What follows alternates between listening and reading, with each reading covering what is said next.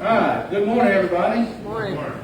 I just want to remind everybody real quick that tonight is Fourth Sunday, which means we'll gather. We won't have class. We'll gather. We'll have a singing, and afterwards we have ice cream.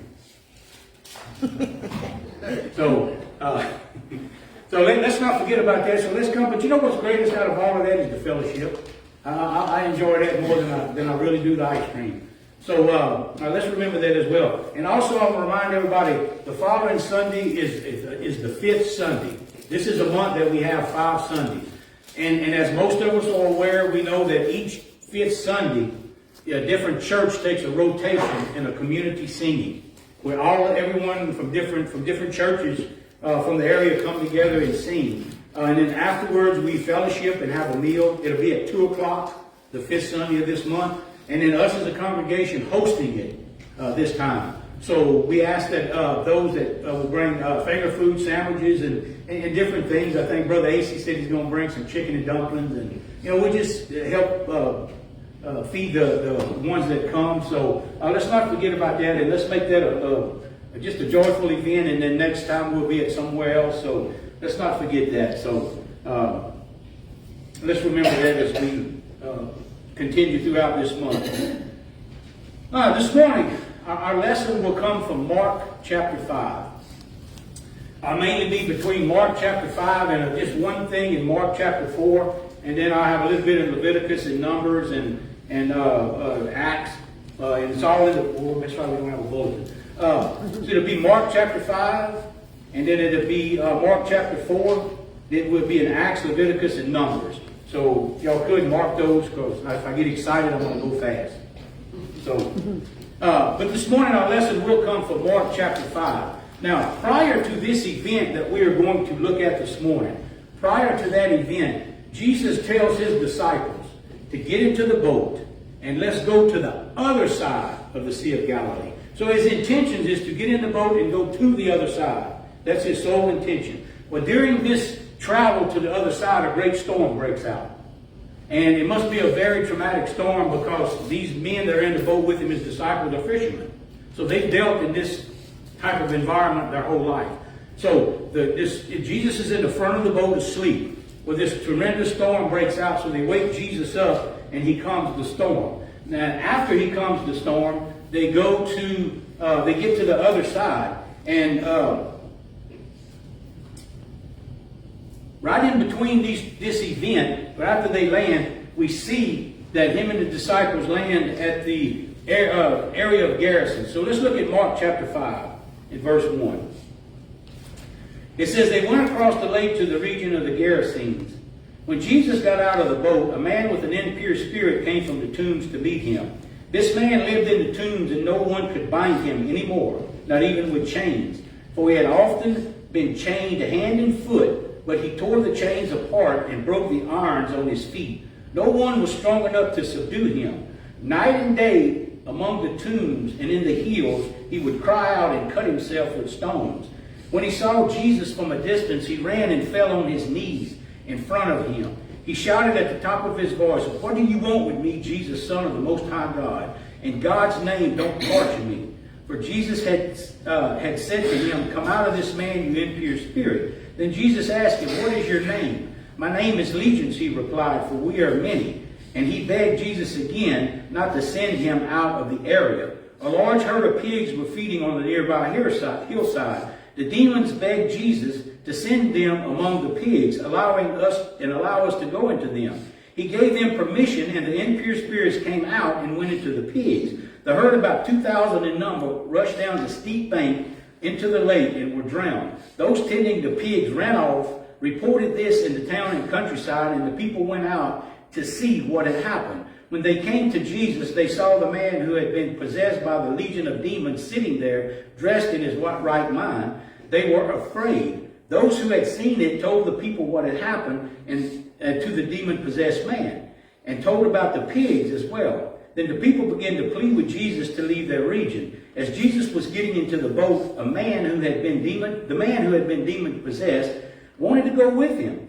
Jesus did not let him, but said, "Go to your own people and tell them how much the Lord has done for you and how he has had mercy on you." So the man went away and began to tell in the Decapolis how much Jesus had done for him, and all the people were amazed. Now Jesus and the disciples, they row or they sail to this region of the Gerasenes. Now this Gerasenes is on the eastern side of the Sea of Galilee, which today it would be what is known as the Golan Heights. And I'm sure we've heard through the news, through different things in that area about the Golan Heights. Now the name Gerasenes comes from the word meaning those who come from pilgrimage or flight. Now it's a Gentile-occupied area, so that would explain the pigs being there. Also in this area, there is a lot of mixed race people. It is mainly Greek, but it's a lot of people from different areas and different places. It's sort of a place where you're fleeing from somewhere, or you have been exiled from somewhere. This is a place that you would go. So it's a lot of mixed people in this area. Mainly Greek, as I said, but it's a lot of mixed people in this area. Now, the question that I want us to think about this morning as we read this, because everything with Jesus is a meaning and a message for us. Okay? One of the first things I want us to look at, why would Jesus bring him and his disciples to such a foul area? Why would he go to such a defiled area? First of all, it's full of Gentiles, right? And Jesus and the Jews, they referred to the Gentiles as dogs or unclean. Look what he tells us in Acts chapter 10. Now here in Acts chapter 10, Peter is explaining to him about the vision that he saw of how everything is now clean, which nothing is now considered unclean in the sight of God. The word that Jesus Christ is for everybody. But here's he's explaining to him. And look what he says in verse 28 of Acts 10. He said to them, "You are well aware that it is against our law for a Jew to associate with or visit a Gentile. But God has shown me that I should not call anything impure or unclean." So he's going to an area that was even forbidden for them to even go to. That's why it was on the other side. So it was forbidden for them to go there. It was forbidden for them to associate with these people at that time. The other thing that is defiled this area was the swine. Well, it was forbidden for them to even be around pigs at all, a Jewish person. When God wrote his law in Leviticus chapter 11, as he's writing to them, he's telling them, "For as the pig, don't even touch." And look what he tells us in Leviticus 11:7. "And the pig, though it has a divided hoof, does not chew the cud. It is unclean for you. You must not eat their meat or touch their carcass. They are unclean to you." And the other thing is graves. This area of the Gerasenes was known for its ancient tombs that it had. As a Jew, they're not even allowed to be in this area. Because look what he tells us in Numbers 19. "And if someone in an open field touches the carcass of someone who was killed with the sword or died of natural death, or if someone touches the human bones or a grave, that person will be defiled for 7 days." So we think, why would he even deliberately go to such a defiled area? Why would he subject himself and his disciples to all of this? There has to be a powerful lesson in this, right? Has to be a deeper meaning than spirits and pigs. Okay, it has to go way deeper than that. So we're going to get an understanding what he wants us to understand from this lesson this morning. Now let's look back at Mark chapter 5, and let's look at the first 5 verses.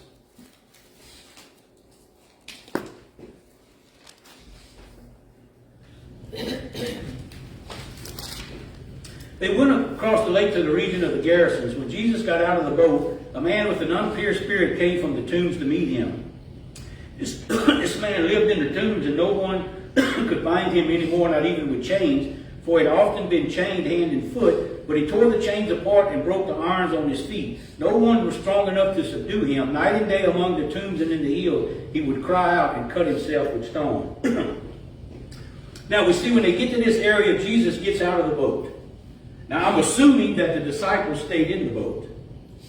But they're still at a place where they can see what Jesus is doing. Now, first and most important thing that I want us to, with several lessons we're going to get this morning. First and most important that I want us to get from this, that no one is beyond the reach of God. No one. no matter what foul area they live, no much they have defiled themselves, no matter what environment or area they in, no matter what storms they have to go through, there is nothing and no one that is beyond the reach of God. He will go to any point, to any need, to get to the soul of just one person. Just one person. Because he went, healed this man, and he gets in the boat and leaves. Because remember the man went to the boat as he was leaving? So Jesus, through all of this, defied all this, did all this stuff for the soul of one man. No one is beyond the reach of God. It would have been so easy just to bypass, ignore that area. But his purpose and his agenda was to show us that he is the greatest teacher of evangelism. He is the greatest evangelist of all time. And no one is beyond the reach of God. The people had given up on this man. The people had done all that they could do. We understand why. We see what he had been through. But you see, that's not what Jesus seen. Jesus seen a father. Jesus seen someone's brother. Jesus seen someone's husband. Had got caught up in something he couldn't get out of.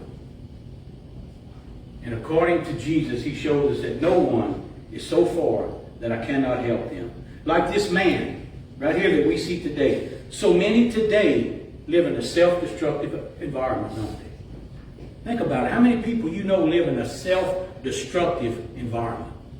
That are so self-destructive on themselves, and we look at them and we shake our heads and we say, I've done all I can do. But no one is beyond the reach of God. No soul is so far gone and so far away that it cannot be touched by God.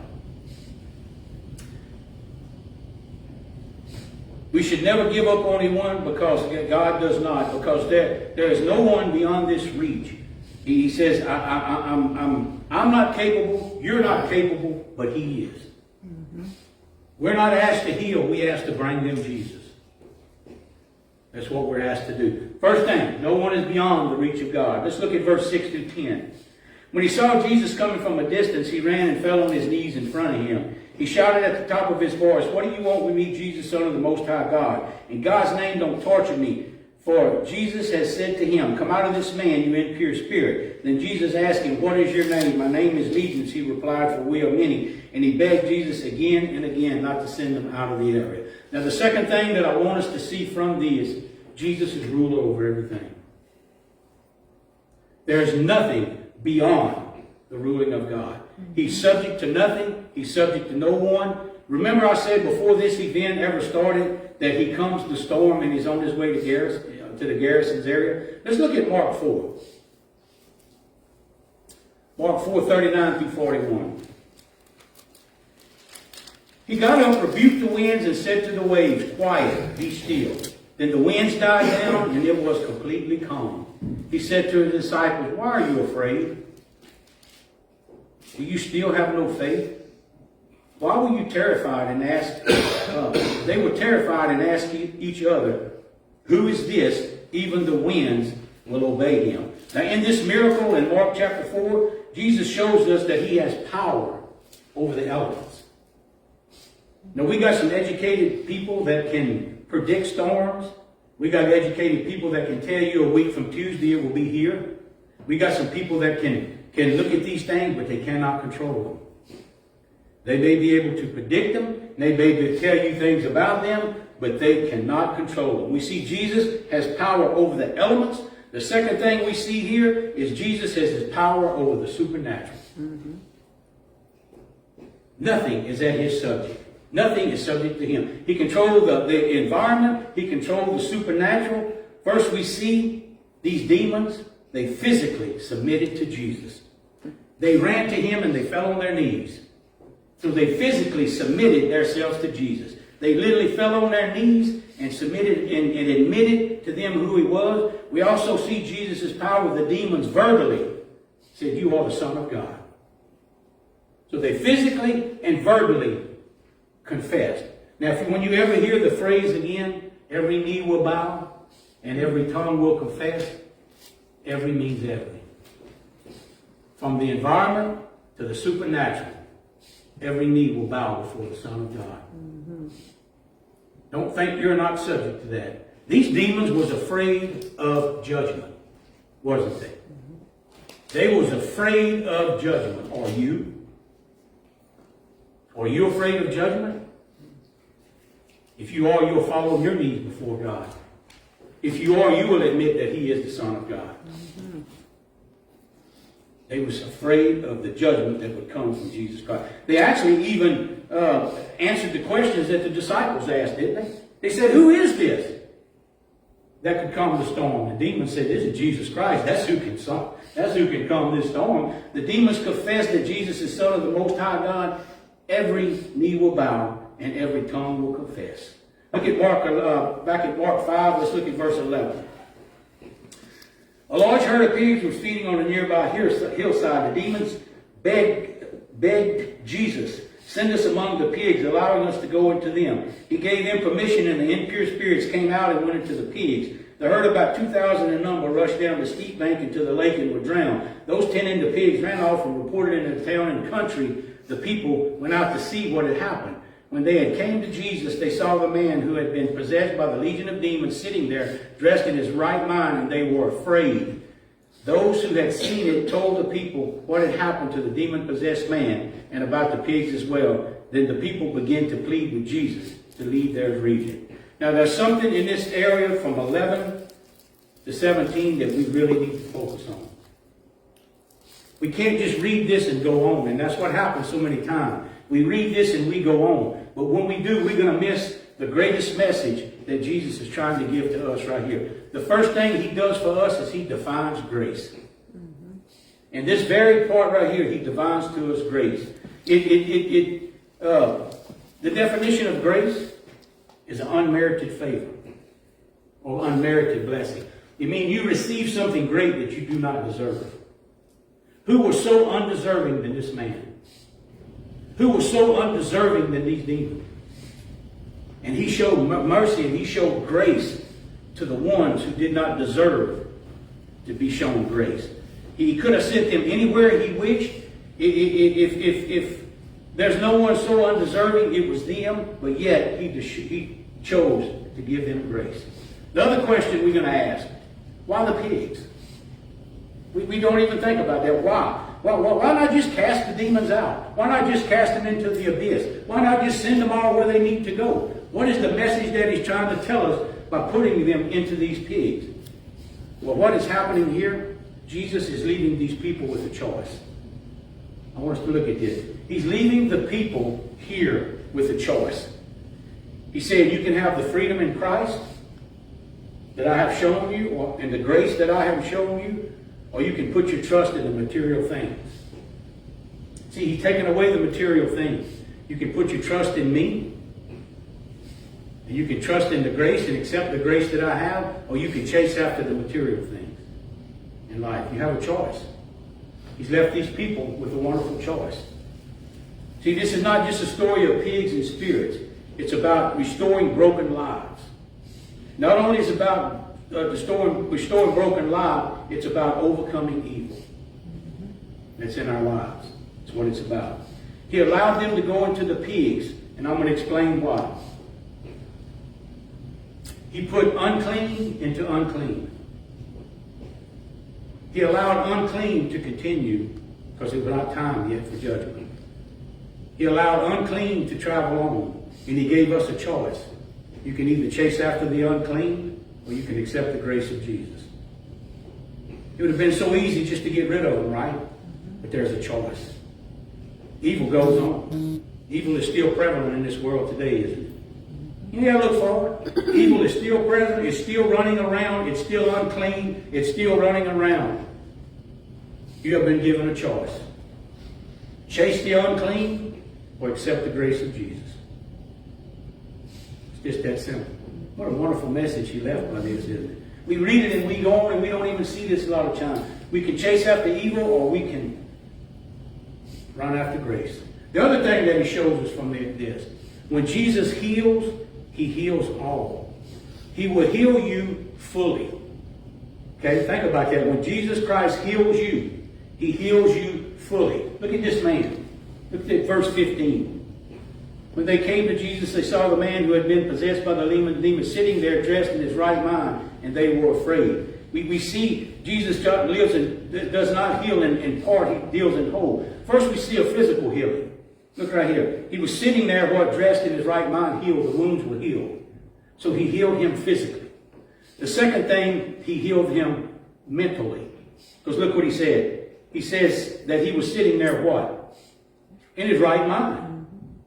So Jesus will heal you with the mental depression, the mental things that you have as well. It was also a spiritual healing. Where are the demons?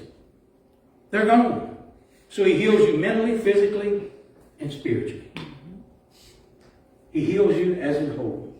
Not just part, but whole. And then here we see the people saw what had happened, and they asked Jesus to leave. But you know, that's not an uncommon thing. We look at that and we say, well, how dare they? But that's really not an uncommon thing. This man, they all knew him. They was unable to help him. This was the man who ran wild in the tombs. This was a man who was naked but is now dressed. Before he was out of his mind, now he's in his right mind. Before he was totally destroyed, now he is totally put back together. Jesus had cast out the demons. Jesus had restored this man. They don't know what to make of that. They don't know what to make of this, do they? Think about someone that you know that has been living in this destructive lifestyle. Think about someone you have known have been so far away from God. And they have been restored by God mentally, physically, and spiritually. They don't know what to make of that, do they? I'm used to seeing so-and-so in this environment, and now I've got so-and-so in this environment. I don't want no part of that. Because they're not healed. The people begin to plead with Jesus to leave their area. They have seen the power of Christ at work, and they don't want anything to do with it. Sadly, this is a common response to Jesus. Jesus comes into the life of people. He changed them. They become a new person. You see the change that's in them. They don't like what they see, so they reject you and Jesus. It's a common thing. I've seen it before. People don't know how to handle the healing power of Jesus Christ. They don't see it. They don't. I remember growing up before, I would hear people say, "Man, I passed by the church this morning, and Brother So-and-so's truck was parked out front. Man, the roof's gonna fall in." Instead of rejoicing in the fact that Brother So-and-so's at church, we're gonna knock the fact that we can't accept the fact the man has changed. Common occurrence, isn't it? We can't accept the fact that this man has been healed physically, emotionally, and spiritually. Some people, when confronted with the power of Christ, don't want anything to do with it. They push him away and they push you away with it.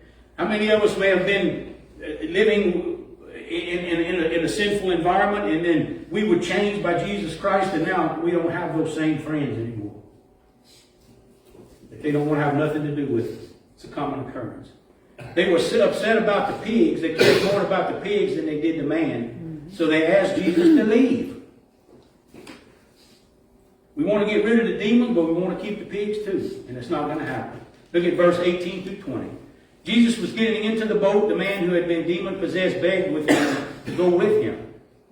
Jesus did not let him, but said, "Go home to your own people and tell them how much the Lord has done for you and how he has had mercy on you." So the man went away and began to tell in the Decapolis how much Jesus had done for him, and all the people was amazed. See, the man was so grateful for what Jesus had done to him. But you see, Jesus sent him back to his own family and to his own community. He said, "Go and tell your people how much God has done for you. Tell them about the mercy that God has shown you and the love that is Jesus Christ." That tells me that most evangelism starts in our own home. The biggest evangelistic field we have is in our own home. He's telling you, you don't need to go into the world yet. You need to fix what you have at home. And so many times we realize, and it's good that we look beyond these walls. It's good, but we need to evangelize in our community. He's telling us evangelism starts in your home, and it starts in the community that you're in. This teaches us something, too, about being a witness for Christ. It doesn't require that you have some seminary degree. It doesn't inquire about how much you know. You just need to be able to tell what Jesus has done. You know, and the story that comes to mind right now was when Jesus healed the man that was blind. And they all questioned him, well, who is this Jesus? What is this Jesus? What did he? He said, I don't know nothing about anything. All I know is I was sick and now I'm well. That is the greatest source of evangelism it is. I was a sinner and now I'm set free.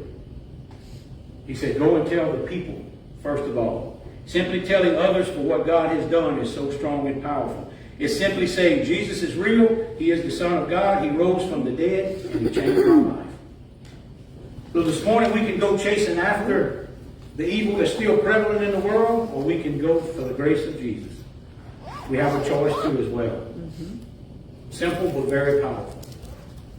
So this morning, if we have a need, any need at all, we can come and we can pray for you. And I know that we have many things that we need to pray about and many people that we need to pray for. So let's remember these people in our prayers each and every day. But, you know, look at yourself this morning. If there's something that you need prayer, you can come as we stand and sing.